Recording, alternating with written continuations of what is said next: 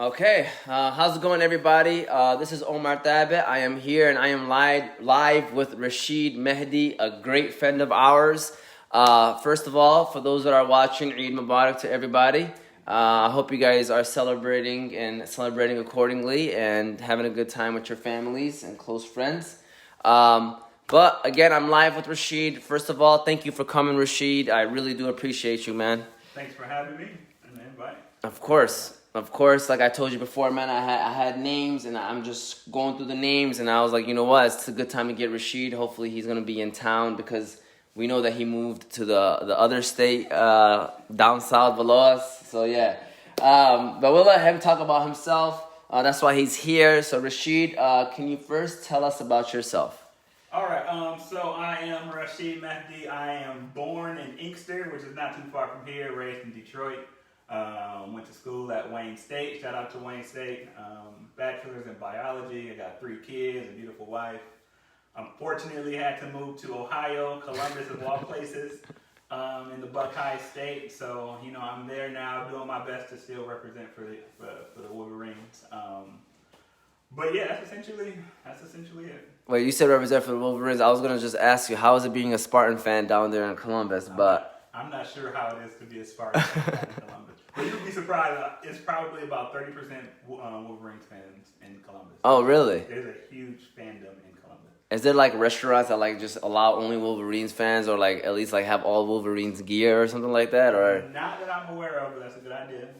You might want to try to do that in the future. Look into it. Yeah. All right. Well, by the way, guys, Rashid just did a short, quick answer, and I kind of figured that he wouldn't go into detail about all the things that he has accomplished in his life when he tells about himself. But that's why I'm here. I'm going to be breaking down, hopefully, some of the things. I know he probably has a lot more things that I don't even know about yet. But going to the next thing. So according to Tony and BG, because I know eventually they're probably going to watch this, all right? When I was thinking about like, hey, so what does Rashid do, you know, for a daytime, you know, job and stuff like that? And they're like, listen, according to Tony and BG, who's both a friend of ours, by the way, they said that you are Tommy from Martin, that you ain't got no job. So what is it that you do for a living? And, well, let's start off with that. What is it that you do for a living, Rashid? You know what I do. You know what I do. So I'm a logistics supervisor. I work for Abbott Nutrition, which is the makers of Similac, Ensure. Used to be Myoplex, but we don't do Myoplex anymore. So, you know, baby formula, you know, Ensure. So I have a team of about 15 to 20 men and women. We do shipping and receiving, picking, a few different operations there in the building, but I'm just in charge of making sure everything is getting done properly and getting shipped out on time, and the customers are getting what they need. So that's what I do. And it's nothing fancy.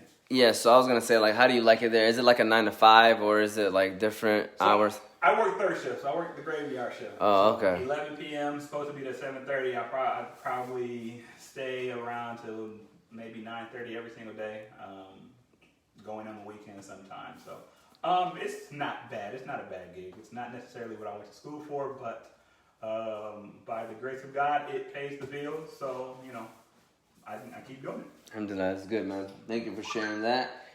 So this is for those that are watching and are eventually going to be watching. You know, Rashid has done a lot of different things in his life, and one of the things is, you know, I came to one of the services, and you know, it was a great experience seeing a friend of mine preaching at a mosque. So, what made you look into becoming an imam? And are you officially an imam, or like, you know, I don't want to ask the wrong question, but you know, if you could answer that too. I am an assistant imam at the mosque that I go to. So every other week I give a khatib. I view myself more as a khatib than anything else, but technically I do have the title of an assistant imam. Okay. What made me do it? To be honest with you, if I had to pick one thing to do, that would be it. That would be my passion. I love religion. I love talking. You know, I love the Prophet. And to me, this is one of the ways where you show your love to the Prophet as you continue to do the work that he put in, that he was doing. So that's one of the reasons why I started doing that. So again, it is a passion of mine. If I could choose to be one thing, it probably would be a chaplain. And maybe inshallah in the near future I may be able to go down that route. But yeah, that's why I do it. Alhamdulillah, man. That's a beautiful thing to be doing, man. And I know that you get a lot of reward for that, personal self, and inshallah in the future as well. By the way, I love that shirt. By the way, I didn't even read it, but when you got in here, minding my black-owned business. That is an awesome shirt, by the way. For buying it for me. Who, the wife? Yeah. Oh, okay. Well, it's funny. We're going into that now because we're gonna kind of talk about that a little bit. So, you and your wife started a company called Brownages. Okay. You're the vice president and your wife is the president, if I'm correct. Is that true, or is this vice versa? Or are you gonna? No. Together? Yes. Okay. Because my sources is 51% only because you need someone to be in charge. So. Okay. But we do everything together. So. Okay. Well then, I should have probably reworded that, but Okay. can you tell us what is Brownages is all about, and kind of give us from where it started to where it is now, kind of in a way? So Brownages, you can follow us on the Instagram, Facebook, Twitter. Brownages is the tag, but it is a bandage company that has different shades of brown to match other people's skin, other than the normal Caucasian skin. So Band-Aid, for instance, is the brand, and just to give you an idea of how they have it's a monopoly, so to speak. So even when you think of a bandage, you think of a Band-Aid, which is the name of the company. Just like, for instance, if I go to some of my Yemeni friends and their mother may ask me if I want a Pepsi, I say sure, but they may come out with a orange pop or something. But so Band-Aid is just the brand, and even when we think of Band-Aid, that's what we think of. So Brownage is a bandage that, again, different shades of brown. There was a need for it. Instead of me putting on a bandage the color of a Caucasian person's skin, and we decided to create that matches our skin as well. So we also have some kid bandages too that have different images, positive images for the kids to aspire to, instead of the normal Disney princesses or Marvel characters. These are professions that they can actually look forward to doing, like a pilot or a chef or a veterinarian or things like that. So that was the thinking behind it, and that's where it came from. Thank you for sharing that. And mashallah, if we're going on to the next question, Brownages has been a hit. You've had many buyers, but specifically two people gave you a shout out that caught my attention. First of all, Beyonce, aka Queen Bee, and then you had Lupita also give you a shout out. So how did this happen, and what was this like? So what's the story behind both of those? The Beyonce thing, I'm not even sure. Someone actually sent us a text and said Beyonce put you guys on her parade of businesses or something like that. So shout out to Beyonce. Yep. And then Lupita, I'm not sure if it was her manager or someone reached out to us and said that they're in connection with her. So they asked if they can have a couple samples. So we didn't really know. We're a little skeptical, but we gave them the samples. And then next thing you know, a couple days later, we see Lupita, shouting us out on Instagram. So that was a huge thing for us. So yeah, that's where it happened. The good thing about us, honestly, we don't really do too much marketing. All our marketing is based off of word of mouth. So it's just when friends and families, they may share us, they shout us out, and then it gets around. So we have been blessed in that regard, especially like Lupita. I think she has 9.9 million followers. So it's good for the exposure of the company, and it's definitely been a blessing. Alhamdulillah. And just going off of that, going into my next question is, you do now have a lot of followers. Like on Instagram, I think you have over 77,000, and on Facebook you have over 33,000. Last time I checked, which was a couple days ago, so I don't know now. But so how did it come from these people that were giving shout outs? So how did that happen, where it just went through the roof? So when we first launched, which was about our official launch was January of 2019. There was a rapper from California. Her name is Imam. She shouted us out first, and that helped us out. So within that period, until maybe the middle of June or May, we had about 10,000 followers. But after the George Floyd killing, you had a lot of people that actually they wanted to start supporting more small black home businesses. So a lot of people kept shouting us out, and that helped us out. And then when Band-Aid, the company, came out and said that they were going to come up or introduce a product line with different bandages, the shade of brown, that's when a lot of people really started shouting us out. So we had Pamela Booker from Coils by Nature, she shouted us out. And then people kept seeing it, they saw it, and followers just kept growing and kept growing and kept growing. So we got up to maybe 50,000 followers. And then I think when Lupita shouted us out, that was about probably got another 20,000 followers from her. So it's as long as people continue to shout us out, we appreciate it. It's humbling to us. It's unfortunate that through, say, the George Floyd killing, our business picked up. I mean, that's the bad part about it. It really is. So it's a little bittersweet. If it was up to us, if George Floyd was still living and we didn't have as many sales or whatnot or as many followers, that would be fine with us. So it really is unfortunate that from that situation, this happened. But I think, you just take it how it comes, and, we try our best to use those followers that we do have in a positive manner, so to speak. Thank you for sharing that, man. And if it happens to great people, and you guys are, I imagine that your wife, I haven't met her, but she's a great person, and the way she's straight. Well, you're a great guy, Rashid, and it all happens for a reason. And like you said, it's unfortunate, the circumstance, the way it happened. But, keep up the great work with that for sure.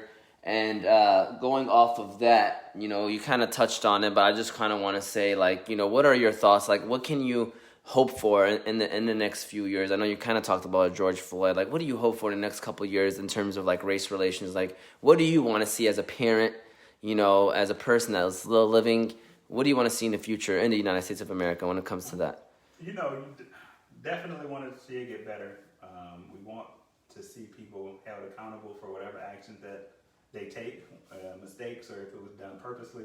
And I think that's what, even the movement going on now, that's one of the biggest things. You just want people to be held accountable. And hopefully in the near future, people, I know MLK said this years ago, you just want to be, you didn't want to be treated based off the color of your skin. So that's what you hope to see.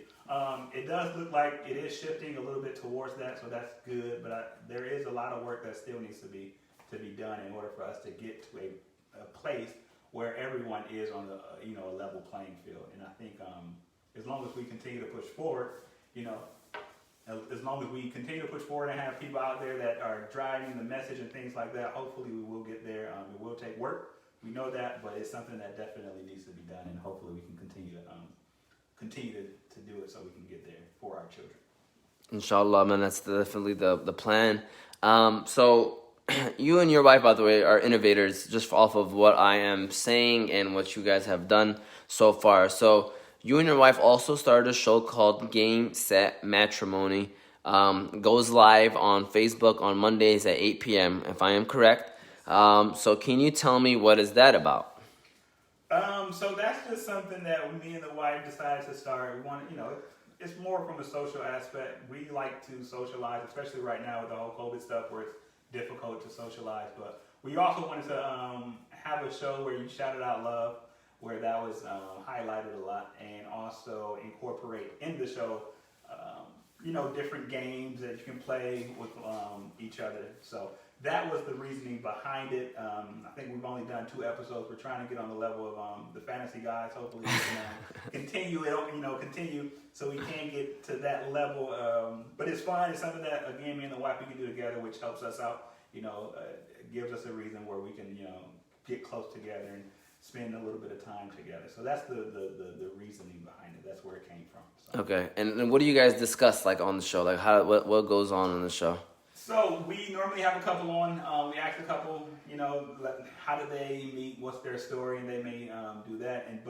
I try to use pop culture topics. So we talk about sports. We talk about movies. We talk about music, things like that. It's honestly some everyday basic stuff, kind of like the sports talk radio is what I was shooting for, but that also incorporates a little, some game playing with one another, with the audience, and also the panel members. So it's kind of like a sports talk. That's what I envisioned it as being. So Okay. That's what we're going for. And then let me ask you this: your wife, she watches sports as much as you do, or is it? No, she doesn't. She doesn't. It was so I want it to be from the perspective of both a person who may watch a lot of sports and that doesn't watch a lot of sports, just to get the two perspectives. Yeah. Okay. All right. Well, there you go. Thanks for sharing that. So my next question to you is, you also, for those that don't know, Rashid has published books, so he is an author. So can you tell us what kind of books you've published, and also when did the passion for writing come about? So I have 3 books. Tara Turtle and Her Beautiful Shell was the first book, and I also have Amir Armadillo and A World with No Girls, and Horace the Hedgehog and The Perfect Project. So the passion for books. So I have 3 kids, 10-year-old, 8-year-old, and a 5-year-old, and I wanted to create books for them that had somewhat of a positive message for them. So that's where the ideas for the books came along. Most of the books, they do have some subliminal message in there a little bit for my kids and for other kids to read. So again, just more positivity. I wanted, make it easy for parents to read, so they all rhyme, which I'm a big fan of rhyming books. When you read to the kids, it makes it a lot easier. But the passion for writing, honestly, to be honest with you, I don't really like writing. I never really liked writing, but I thought it was there was a need that I saw that needed to be filled. So that's why I do it. So I don't mind writing kids books, but I don't like writing like papers. And I'm actually in school right now, and that's one of the things that I dislike the most is writing papers. But I can write kids books all the time. So let's say a professor gives you an option of either writing a 5-6 page paper or taking a 50-question exam. What would you do? Oh, the exam all day. For real? All day. I'm the 5-6 page paper person, man. No, I can't. Yeah, exams, especially man. now, because I'm like master courses, and you got to have the APA format. You got references. Yeah, that's the problem. If I could just BS my way through a paper, that would be one thing, but I can't do that anymore. So. Yeah, I understand that part. That definitely is true with all the APA formats and stuff. But thank you for sharing about the book stuff. Appreciate that.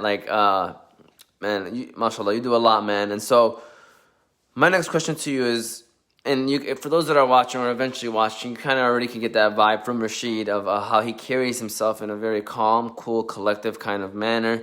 If you see his profile picture, he has one of those hats that, I laugh because that is, perfect. Like, I could tell, like, Rashid looked like Rashid, I feel like you probably, could have been, one of the growing up in the jazz movement kind of person, you know what I mean? But, mashallah, in any situation, you always seem calm. In the world that we're living in, which there's a lot of stuff going on. I mean, in every background, every country, there's something different going on. So, how do you carry yourself that way 24/7? Yeah, I'm actually asking you, how have you mastered that? Because when I think of myself, I try to be calm as best as I can in the public eye, but especially when it comes to competitiveness in sports and coaching, another side comes out of me, and I always try to reflect on myself when I come home and say, man, you gotta do a better job. But then the next day something else happens, and so I'm almost asking for advice. How do you carry yourself in that way? For me, honestly, it's the presence of God plays a big role in my life. So that's one of the reasons why I always, if I can act in certain situations and try to keep a level head, it's because I know ultimately God is in control. And I felt I think about this all the time, where if I don't know how I would be if I did not believe in God or if I didn't have a strong connection with God. So that's one of the reasons. So if there's an injustice happening, I know that eventually, God He is the just, and His justice will prevail. So it's little things like that. Me knowing God and me having a strong bond with Him, and hopefully God being pleased with me, is the reason, or is why I am able to keep a cool head in different situations. Because I know ultimately He's in control. So that would be how I try my best to stay calm. Every now and then, if something gets to me, my blood gets starts to boil. But for the most part, I am able to keep a cool, calm, and collected. I remember, even when I was younger, I got into fights, and after the fight, I'd be like this. It helped me out. Just calm, you'd be like... And it helped me when I fight because I know exactly what I'm doing. So it worked for me. There you guys go. That's definitely a deep answer too, man. And I think it's important that you shared that because, I think a lot of people can definitely reflect on that. A lot of people can use that, especially today in the world too. It's harder said than done. Like sometimes things happen, and yeah. Sometimes you have to let things out. You got to vent a little bit, right? So it just all depends. You want to make sure that you don't always vent or let that pressure out. But sometimes that is what's needed. So for sure, man. So Rashid, you're right. You're an entrepreneur. You are. Well, I'm just gonna say that you are you give khatibs. All right, I'll say that. Khutbas, that is. I mean, you're a khatib. Then you started the show. You always speak your mind. If you've seen him on Facebook, he's always starting conversations, which is great. That's great. I love it. You are educated, you play sports at a high level, and you even play fantasy, by the way. For those that are watching, we are in a league, fantasy football league last year, and he ended up winning it all. And if you've seen Rashid's team, you'd be like, man, how did he make this happen? But I loved it. He maneuvered quietly. I feel like he was the quiet one throughout the whole year. Everybody else yapping. I'd have sent probably 20 times more messages than Rashid the whole year. But lo and behold, the quiet one won it all. So I just want you to know, obviously, I kind of talked about this, but, I always like got lists. I always say top five. But really when I would reflect on it, I look up to my brother, I look up to my father, and then everyone else, it's like, I look up to you, Rashid, like you're right there, man. And, personally, like I said, you are a living role model to me. So thank you for all the stuff that you do, because I do look up to you.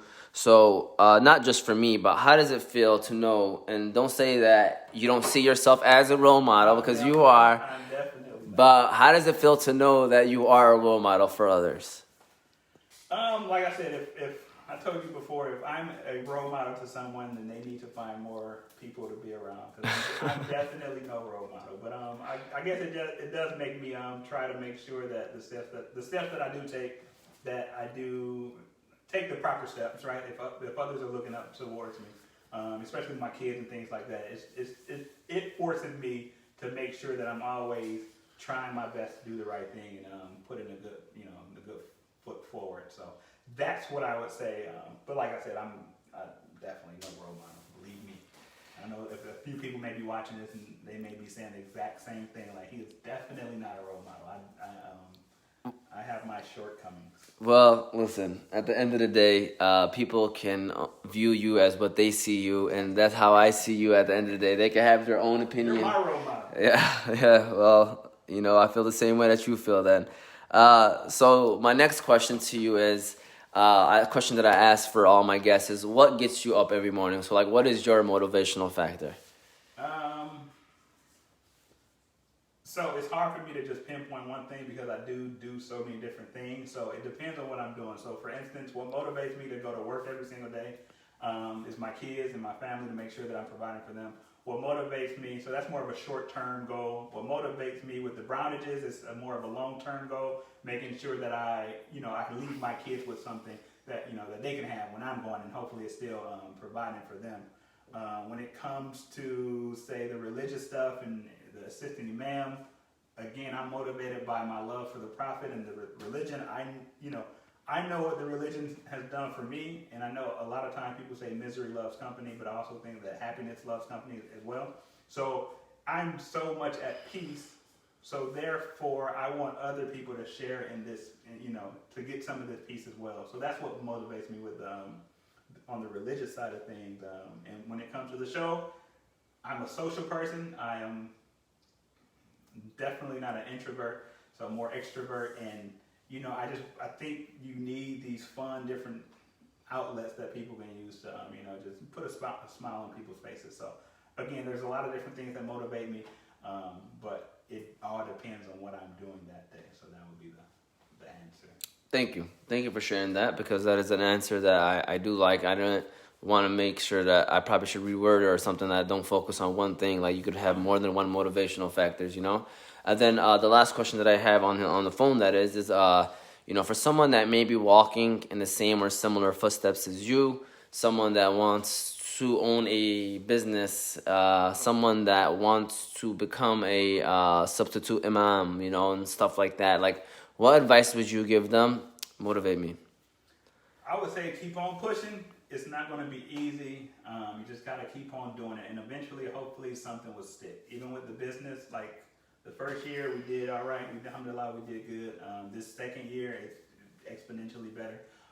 But it's, you have to go into it knowing that it may take us a long process, but you got to keep on pushing forward with whatever it is that you're doing. If you are from a religious side of it, you can't think that just because you do one thing that's good that God is going to make everything else happen in your favor immediately. You just got to keep on pushing through, keep on going forward. And just, keep on pushing. That would be, I'm not really a motivator like that. Unless we're playing basketball or football, then I could probably get you riled up. But yeah, that would be my advice. Know that you were created by the most perfect being, and He instilled something in you that you have. Everyone has something that is special, that is special to them. So find what's special to you, and highlight it and use it. Because again, like, you were created by something perfect, so therefore you are perfect to a certain extent. So keep on pushing, and don't let anybody stop you or tell you otherwise. Well, first of all, my wife chimed in and said she likes the shirt. We both have similar tastes, so I just want to share that. And then, let me hear what you would say. I'm putting you under pressure right now since you said you're not a motivator. I'm doing quotation marks back here, by the way. But you said that you would motivate if you were like on a basketball, football court. So, Rashid, we're down by a touchdown right now, and we got the whole field to go. 2 minutes. Talk to me. What you gonna say right there, Rashid? Like, let me know. Let's see. I would say we're down by 6 points, so extra point will win the game. By the way, forget a touchdown. We ain't trying to go to overtime or anything like that. All right. So look, in 1965, Muhammad Ali had a fight, right? Yes. And he became the champion. Do you know who he beat? Was that the Thriller and? No. Okay, then no, I don't know. You know why you don't know? People don't remember number 2. They remember the champion. So we need to buckle down, do what we got to do to become the champion. So all the blood, sweat, and tears that we've had over this past year, this is the time when we got to put it together, and we need to go out there and become champion. Because again, people do not remember number 2. So let's be number 1. Let's go. Oh, there we go, man. That was beautiful. That was a great one. And on the spot, too. On the spot. Rashid, man, any final words out there for those that might end up watching this later on and wanting to hear what you have to say, I guess. So, with all the stuff going on in the world, anything you want to mention or say? No, just continue to push on, keep on doing what we got to do. Shout out to you, O, for putting this on. It's definitely needed. There's so much negativity in the world, so it's always good to highlight some of the individuals that are doing some good things. So shout out to you, everything you do, Fantasy Guys.